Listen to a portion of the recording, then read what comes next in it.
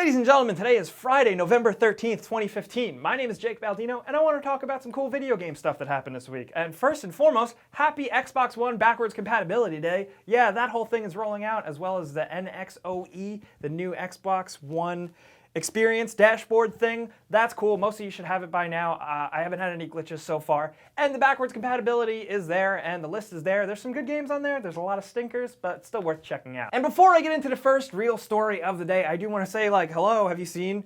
We hit 1 million subscribers. That is crazy. Thank you guys so much who have been along since the beginning, or if you just hopped on yesterday. You're freaking awesome. I am doing, this has become my dream job in a short period of time. And you guys have made that happen. So thank you for watching. Thank you for sticking with me, sticking with us, the team. We really appreciate it.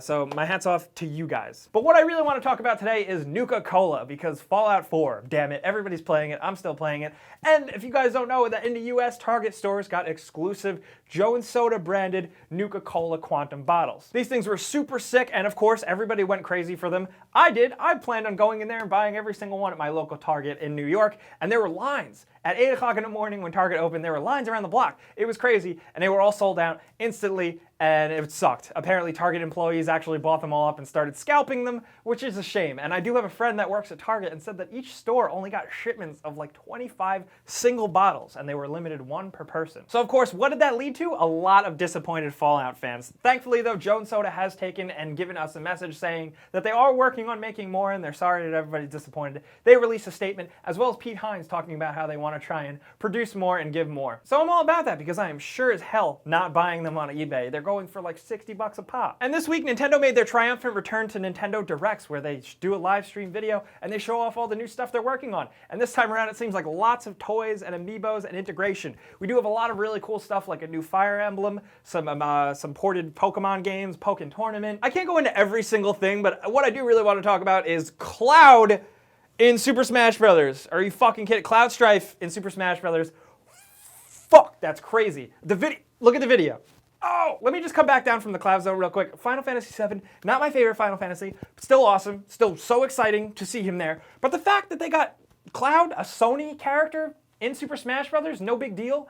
That's crazy, because that means anybody could be in this game. And I mean anybody. I was one of the people that signed a petition. I wanted Goku in the game, so I'm still holding out hope. I'm holding out for a hero, and that hero is Goku. And you know what? Since they can basically put anyone in a game, it seems like, while you're at it, put in Darth Vader, RoboCop, Nathan Drake, Crash Bandicoot, Donald Trump, Batman, Meryl Streep, 1974 to 78. The possibilities are endless, and I'm really excited. I hope we get more characters soon.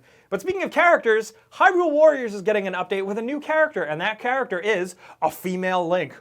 When I saw this news at first, I was like, what? But she actually looks really cool. Some of the art is awesome. She looks really kind of cool. I'm into it. I'm into it not really being main Zelda canon, but for Hyrule Warriors, it's a fun, cool thing to do. I'm into it. That being said though, her name, Linkle, that's really shitty. That's like a really awful, I feel like that's a made up bullshit name. Linkle, Linkle sounds gross. Also, if you think about it, it's almost like Link and Tingle. So is it did Link and Tingle have a daughter? Is this show, what am I even doing right now? But speaking of Zelda, Nintendo did start off the show with that new Zelda game for Wii U, saying that it is still coming in 2016.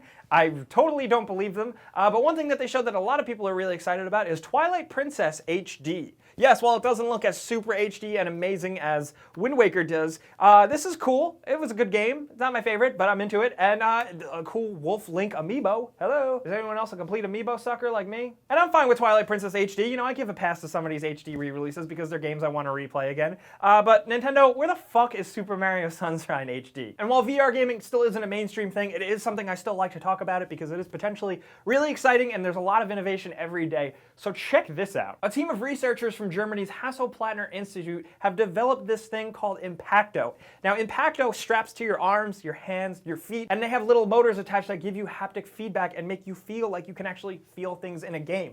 Some of the examples they used was a first-person boxing game where you actually feel the other person's fists hitting you against your arms. They also showed someone kicking a digital soccer ball in VR, and they were feeling the ball hitting their foot. It's a little bit more than haptic feedback in a basic sense. It adds a lot more range of motion and ways that it can actually signal to your body.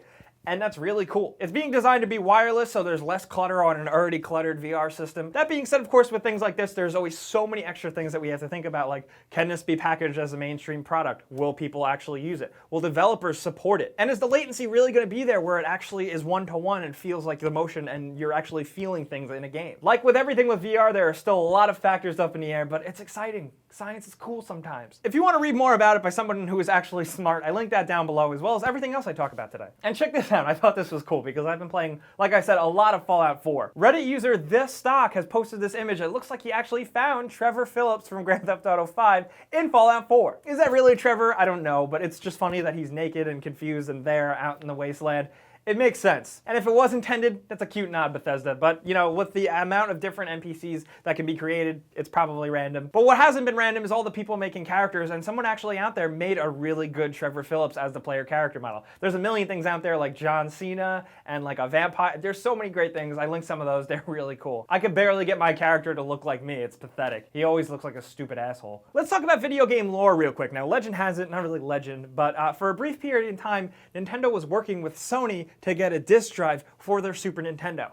And a prototype apparently exists, and a couple months ago it was a big story that it was actually found. It was real. A lot of people thought it was fake, people weren't sure, but in recent news, the people who have owned it have actually come out and proven that it is real and it exists, and it's crazy. Engadget met up with the father and son that have the device and were able to prove that it is 100% real and functional. It's very cool knowing that there's something out there like this, and it is like so symbolic of a very specific point in time where things could have went completely different from how they are today. That's crazy, and honestly, it's like my favorite story of the week, but I do want to talk to you guys about all the video game stuff that happened this week. Let's talk in the comments. How do you feel about everything? You digging Fallout 4? Have you found any weird characters from other video games or references? And also, how do you feel about a female Link? Let's talk about it down there. And of course, like always, guys, every Saturday we post a video where we take your videos that you submit to us and we pick the best ones and we give the #1 winner an Xbox One or a PS4. So I linked last week's episode. You can find out how to enter and see the winner from that week. Do that because, like I said, you can win a PS4 or an Xbox One. You're welcome. Also, if you want to talk about video games, I'm on Twitter all day, every day. You can follow me at Jake Baldino on Twitter if you haven't already.